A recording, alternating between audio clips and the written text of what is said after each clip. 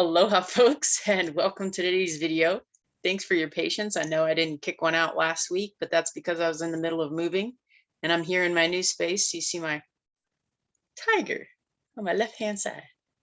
Hi, buddy. Yeah, so we might move some more things around as I continue to get settled, but here I am. And I'm planting new seeds in this new space because it's the new moon in Virgo. That was yesterday. And here we are today doing the best I can to get back into the groove. We'll see what happens. So let's talk about Virgo. We all know Virgo, virgin, virginal. There's something fresh about Virgo. Maybe it isn't so much fresh. Why don't we say pure, right? Oh, I want the purest of women. The purest of women tend to be virgins. Okay, so classical Greek and Roman reference to virgin might not necessarily mean never having had sex. When it refers to the purity, it means purity on the inside. So Virgo is about this process of bringing purity into the world. And sometimes that can look like what we might describe as OCD behavior, in the sense of cleanliness, of organization, and things like that. But in my experience, that desire to bring purity into things, into the physical realm, can be more subtle. And so that's what we're looking at when we're looking at Virgo. And for Virgo to really be effective, we need to know where the ruler is. So for this transit, it's very important to look at the ruler, which happens to be Mercury. Mercury is in the sign of Libra right now. And Mercury will be going retrograde at the end of this month. I think it's like the 26th or something. Mercury will not be going retrograde long enough to move back into his own sign of Virgo. He's going to stay in Libra all month and into all the next month, I think, as well. I have to check. But we need to look at Mercury to get a better understanding of how we can add another layer to this bringing purity into the world. What part of the world does Mercury want us to pay attention to? Where are we going to notice things that we need to bring this purity into? That happens to be the sign of Libra, because that's where Mercury is. So Mercury's in the sign of Libra. That means that this drive, this planting seeds, because the moon, we're going to reflect upon this 6 months from now. We're going to really notice it in the next 2 to 4 weeks, because that's the more local moon cycle. The 2 week is to the full moon, and then the 4 weeks to the next moon. Next new moon, that's the more local cycle. But really, we have our new moon now in Virgo, and we'll have our full moon in Virgo in 6 months. So this is why I always recommend keeping a journal and a notebook, especially around these moon times when you're setting your intentions, planting your seeds, and then full moons, harvesting, etc. So you're planting your seeds to bring a sense of purity into your relationships, because Libra, we have the new moon in Virgo, which is ruled by Mercury, which happens to be in Libra.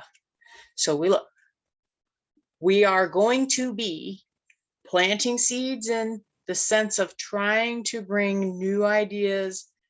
Why ideas? Because Mercury, new ideas, and of bringing new essence of purity into the physical realm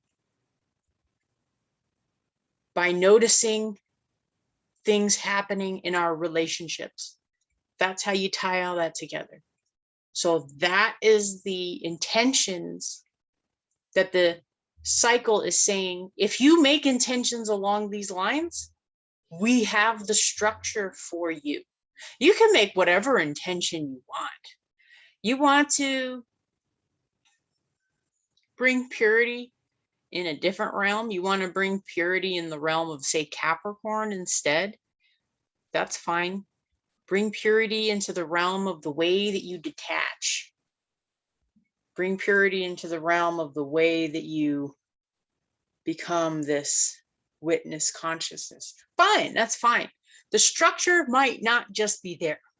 You can try it, but Pluto's over there smashing things, being obsessive and compulsive for real, and just being super intense, because that's what Pluto does. You're welcome to bring a sense of purity into the realm of Capricorn. I'm just saying that the planets are there providing you the structure, providing you the energy and a boost, you could say, to assist you in bringing purity into your relationships. So ask yourself, like, what does that mean? What does that mean to you? And what kind of relationships? So if you look at the Thema Mundi, as opposed to the standard ABC Western astrology chart, where we have Cancer in the first house rather than Aries, we're putting Virgo in the third house. So Virgo in the third house refers to fitting in. Where is it that you belong? The world is changing, really changing. It's saying we're not playing around anymore. The time is now. The world's changing, and we need you to be where you need to be.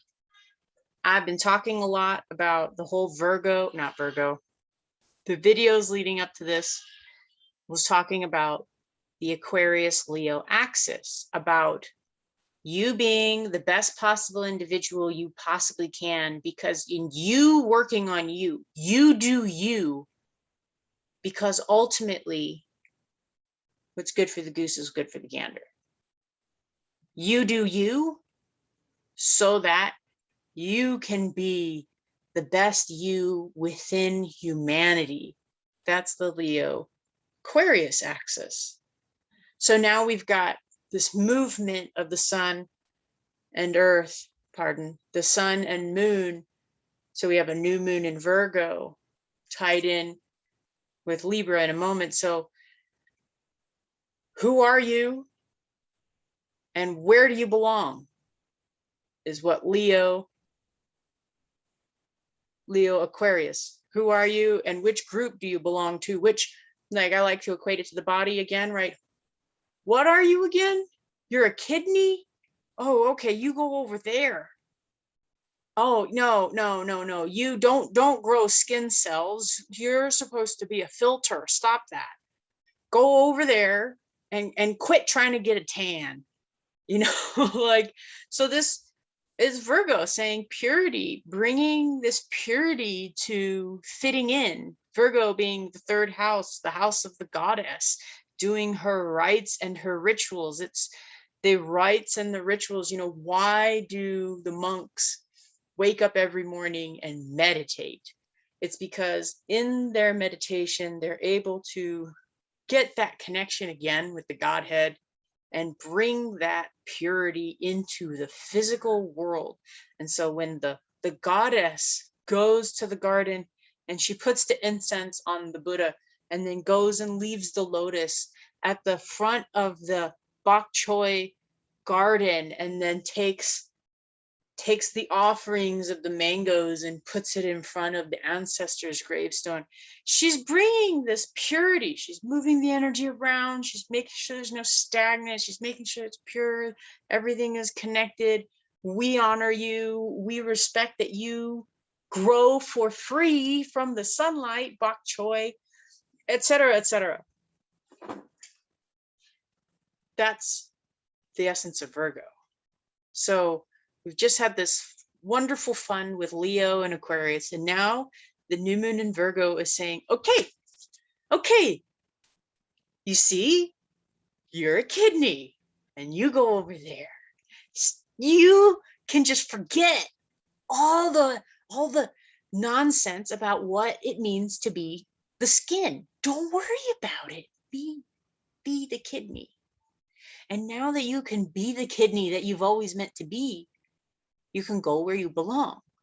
And by being there, Virgo in the third house, fitting in with your siblings, being where you belong, there brings a sense of purity to the whole process. So purity, you could even say, in the sense of how things are meant to be, right? You don't have to have a brand new, let me take it back. So like I have an old Toyota Land Cruiser. For me to make that thing pure, what does that even mean? Would that be to have only Toyota parts?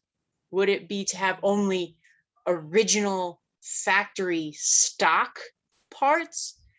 Could I take the engine, a Toyota engine from a newer, let's say the pickup truck, let's say the Tundra or even the Tacoma, and put it in there? It's still Toyota. It's still Toyota pure. It's not from the factory 1997 pure.